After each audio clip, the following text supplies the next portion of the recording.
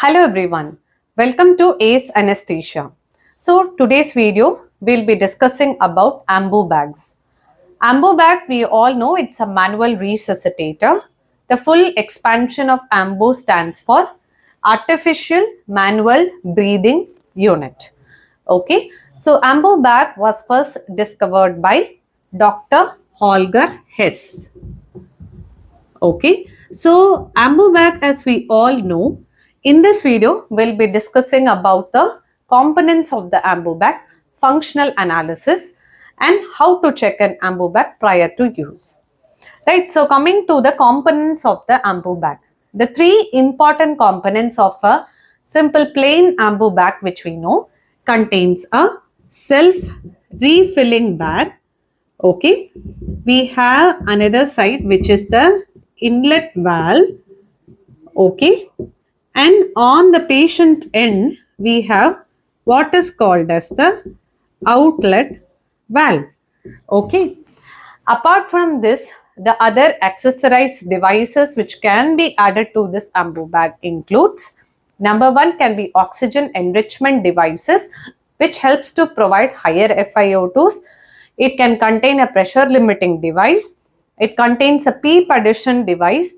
We can also add like a carbon dioxide detector, which helps to detect the exhaled carbon dioxide from the patient, and also a device which helps us to assess the patient's airway pressures. So these are additional devices which can be added to this AMBU bag.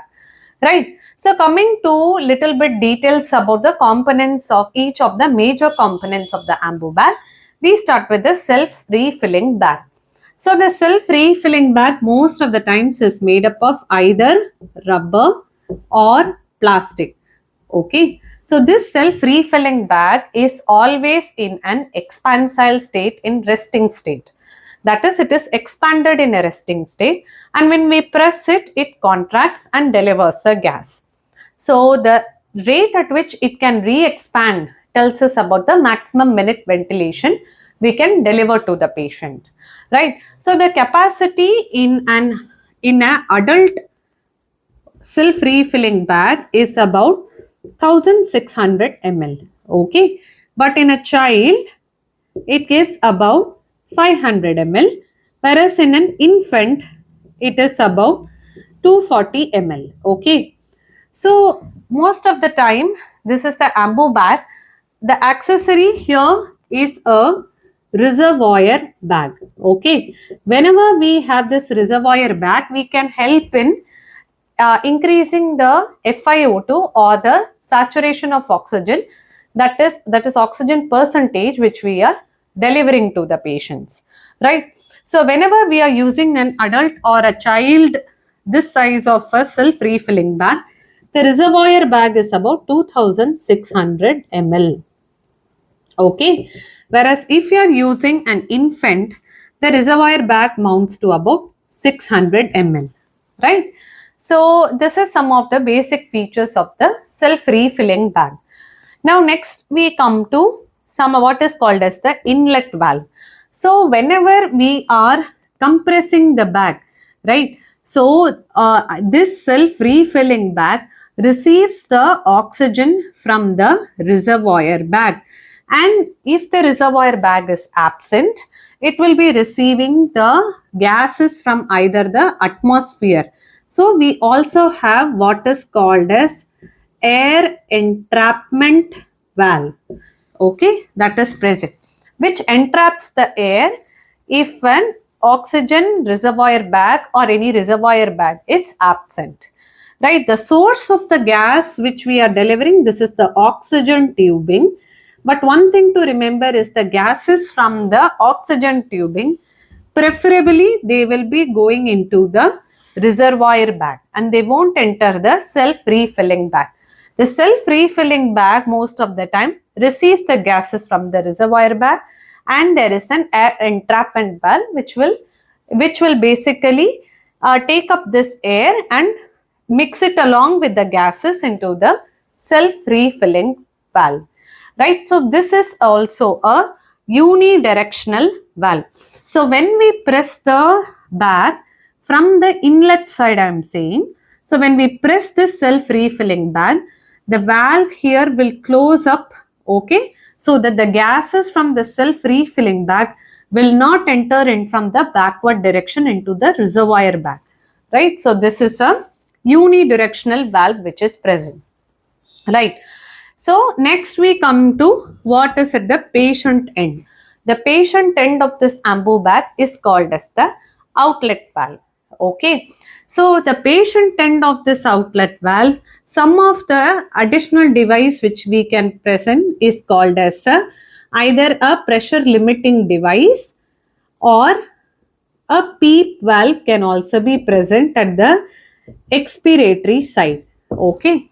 So let's understand what this patient, that is the outlet valve which is present, is also called as non-rebreathing valve. Okay. So most of the valves which are present at the patient end are called as lateral valves or fish mouth type of valve.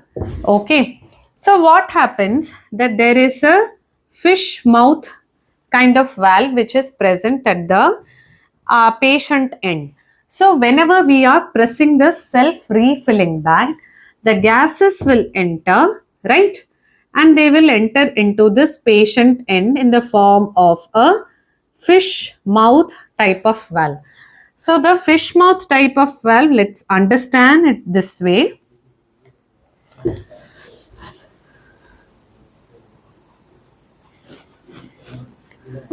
Okay, this fish mouth type of valve, here it's this way. Okay, so the gases are coming in this way from the self refilling bag. Here is the patient end. So when we are pressing the bag, the pressure within this increases. This fish mouth which is present opens up and the gases will go towards the patient end, right? So this is the fish mouth type of valve. So some of the newer or advanced model of this is fish mouth with disc type of valve, right? So it contains like this mushroom type at the end and fish mouth towards the inspiratory end. So whenever gases are going, right, so the gases enter to the patient end this way. And what happens when the patient expires? So when we are giving a breath from the self-refilling bag, the fish mouth opens up, air will enter into the patient side. Okay. Now what happens when the patient expires? So patient expires, what exactly happens that this fish mouth will close. Okay. So the air will enter through this. They will lift up these small semicircular discs and they will get, so once it gets lifted up, air gets expired out, right? So these are the type of valves which are present toward the patient end in an AMBU bag. Okay, so some of them may also have what is called as spring with disc type of valves. So how do they work, right? Here is the expiratory port, right? Here is the inspiratory end. Okay, so they contain a disc which will be sitting on a seat with a spring loaded device. So whenever we are giving a breath, right, it pushes the spring and disc against the expiratory side and delivers the oxygen to the patient end. So these are the few types of valves like the spring with the disc type or the fish mouth type valves, also called as the lateral valves, that are present towards the patient end in an AMBU bag.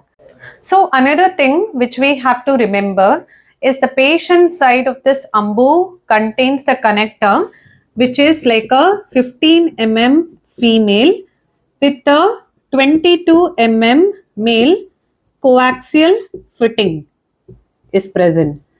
Okay, so some of the additional devices which we see with the AMBU bag includes the oxygen enrichment devices and pressure limiting devices, PEEP giving devices, etc. So oxygen enrichment devices, if I say briefly, helps us to achieve higher concentration of oxygen, right? So one of the devices which will help us to achieve this higher is the reservoir bags which we are connecting, right? So we have, whenever if you don't connect this AMBU bag to anything, or you connect it to like a open reservoir like a corrugator tubing, so you have to have high oxygen flows in order to achieve the higher FiO2, because excess of this oxygen, as I told, the tubing, it goes to the atmosphere, and any of the lack, if the oxygen flow is low, it is the air entrapment device which will entrap this air and it will fill it into the self-refilling bag, right? So but if you attach this self-refilling bag to a reservoir bag, it will be different. Why? Because the reservoir bag, as I said, if the reservoir bag volume is more than that of the tidal volume of the patient, then definitely it helps us to achieve higher FiO2s, right? And another factor which can help us in achieve higher FiO2 is the O2 flows, right? We should have O2 flow which is more than that of the minute ventilation in order to achieve high FiO2. Another factor is the reservoir bag which is present, that should be bigger than the self-refilling bag. Okay, so these two criteria will help us to achieve increased FiO2, right? So another, so in this regard, when I try to discuss how much of FiO2 can be given by an AMBU bag. So can an AMBU bag deliver 100% FiO2? If they ask this question, it is yes, right? Let me give an example. If the reservoir bag that is present, that is the adult reservoir bag, it has a volume of 1600 ml. Sorry, adult self-refilling bag, it is having a volume of 1600 ml. If we attach it with the reservoir bag which is 2600 ml, we will see what oxygen flow is required in liters per minute and what will be the FiO2 that is being achieved. So if we are giving oxygen flow at 3 liters, the FiO2 is 60%. If we are giving 5 liters, we can achieve an FiO2 of up to 80%. If we are giving 10 liters of oxygen, we can reach up to 100% FiO2. So this is with this combination. The moment we are removing this reservoir bag and we are just giving using a self-refilling bag, even 10 liters of oxygen can give us an FiO2 only up to 75%. So you can check it by using a machine also, and the FiO2 being delivered, you can check it by connecting it to an AMBU bag. So you will be realizing that more or less this combination is correct. Okay. So another device, accessory device which we see with the AMBU bag is the pressure limiting device. The pressure limiting device will also have an override mechanism. It is usually attached at the patient end. Okay, the pressure limiting device for an adult AMBU bag will be up to 60 centimeter of water in an adult AMBU bag, whereas for a pediatric AMBU bag it is set as 40 centimeter of water in a pediatric age group. Okay, so coming to all of this, we'll now understand how the functional analysis of the AMBU bag works. Okay, so this is the self-refilling bag, this is the reservoir bag. Okay, this is the patient end. Okay, as I explained, the oxygen that is being received preferentially goes into the reservoir bag. There is an air entrapment valve.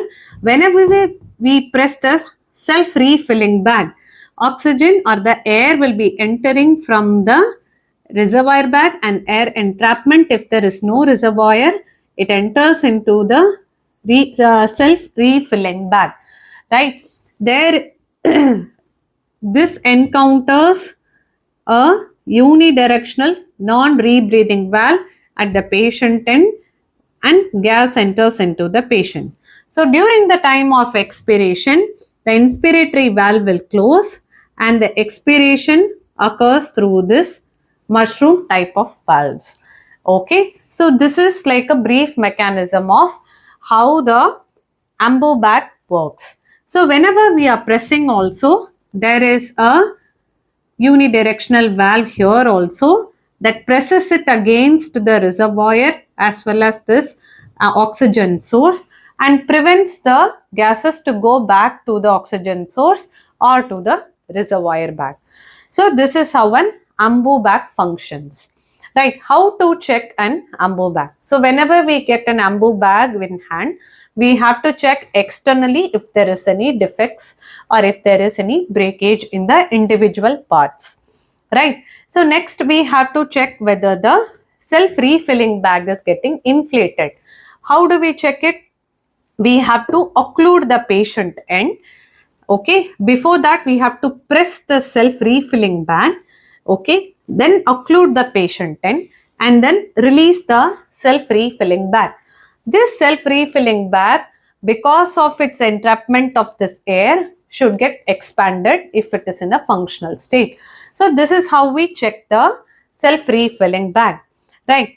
Next, how do we check the reservoir bag if it is functioning or working, right? Whenever to check the reservoir bag, okay, there should not be any oxygen flow. Connect the reservoir bag to this self-refilling bag and just keep pressing the refilling bag continuously. We have to see that the reservoir bag should collapse if it is working properly. Okay, so this is how we check the reservoir bag, right? Next we come to how do we check whether the patient end of it, that is if the patient end valves are working or not, that is the non-rebreathing valves are working or not.